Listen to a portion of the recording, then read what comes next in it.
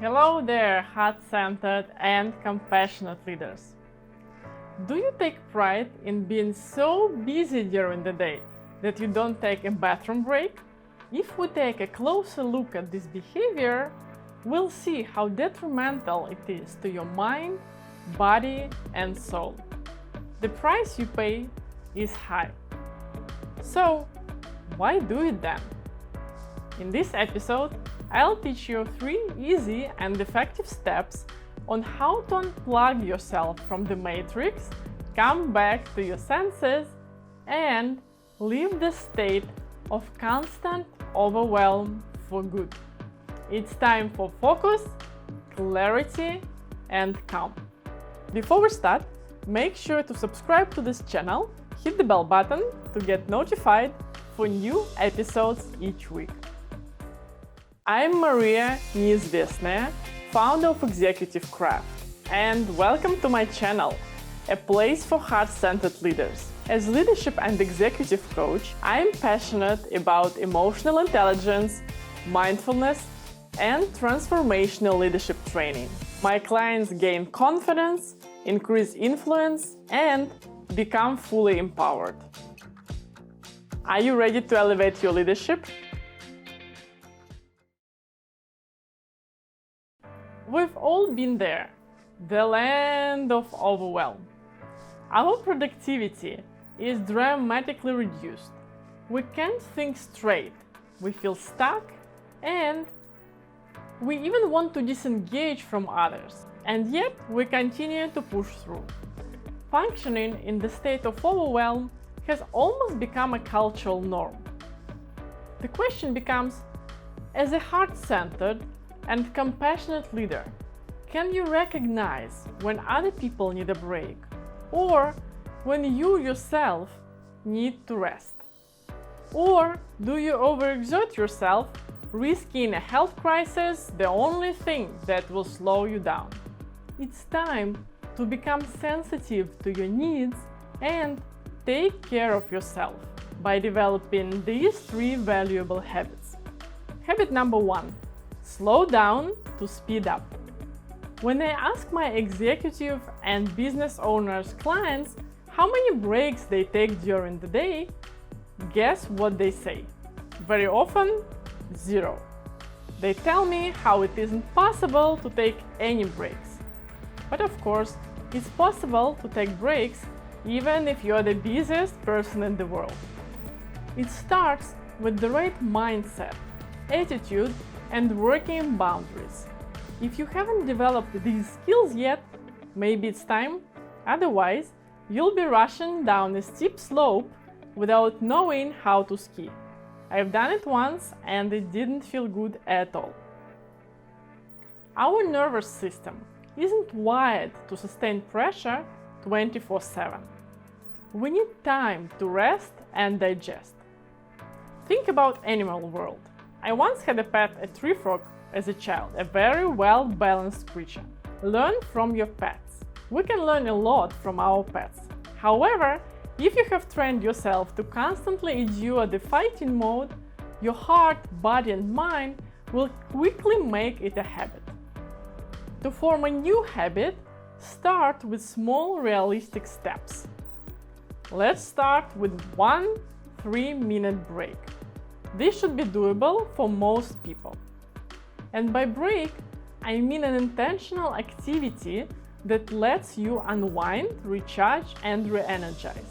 A short walk, quick stretch, meditation, time in nature all count. Scrolling through social media, dealing with a crisis at home, or consoling loved ones do not count as a break. Remember, we're trying to prevent overwhelm. Prevention, prevention, prevention. This is the most effective way to get out of overwhelm. Don't get into it in the first place. Slow down. Do you notice the initial signs of overwhelm? It can manifest in the physical sensations of tension in your body, restlessness, irritability, or lack of focus. Be creative and experiment with breaks. With time, you'll develop a rhythm as you become more aware of how and when to use breaks. you'll appreciate the sense of inner calm and focus. It'll become intrinsically rewarding. However, you'll go through a bit of trial and error at first. For some, taking a break after a meeting is a really good idea. For others, analytical work needs to happen in short time intervals. Find your rhythm and follow it. Let's have a conversation. What are the first signs of overwhelm that you notice during the day? Post in the comments below. Habit number 2. Abandon the save the day hero stance.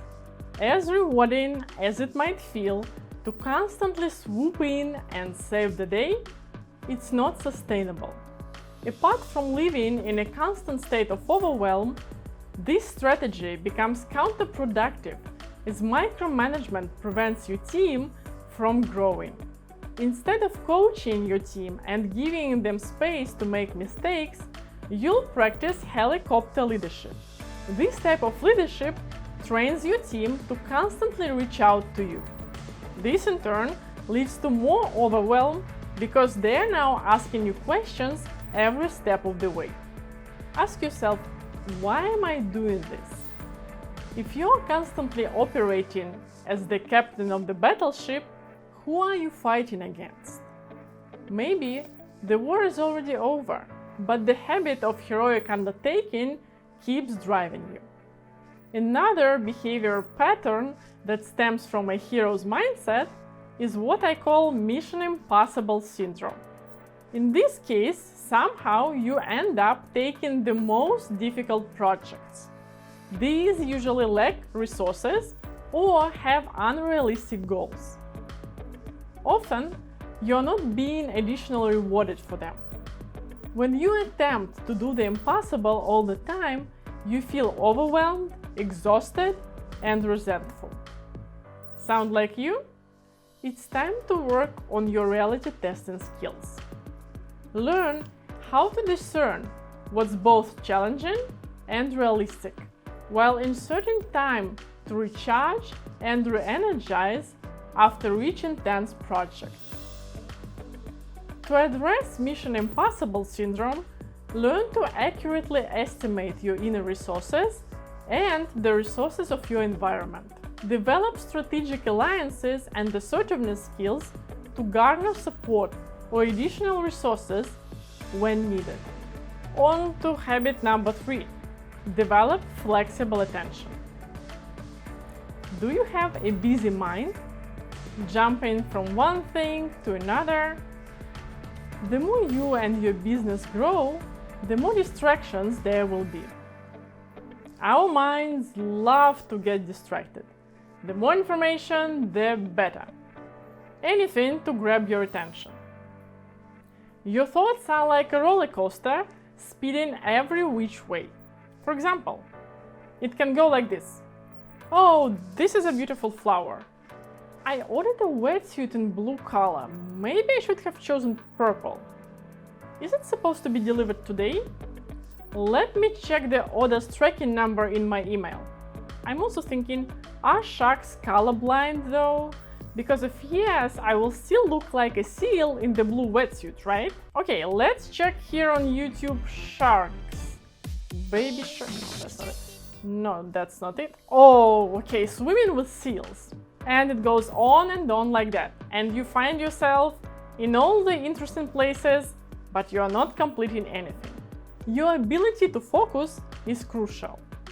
Attention is one of the most important assets of a leader. You're going to get pulled in every direction as people vie for your attention. To keep perspective, focus on your strengths. Create and preserve time in your day that's yours and yours alone. Dedicate this time to the leverage projects, the projects where you implement your strengths and your expertise.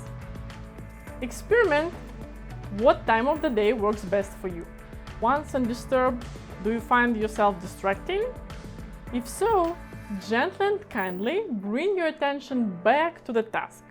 Practicing mindfulness develops your attention to be flexible by accepting the fact that distraction is natural.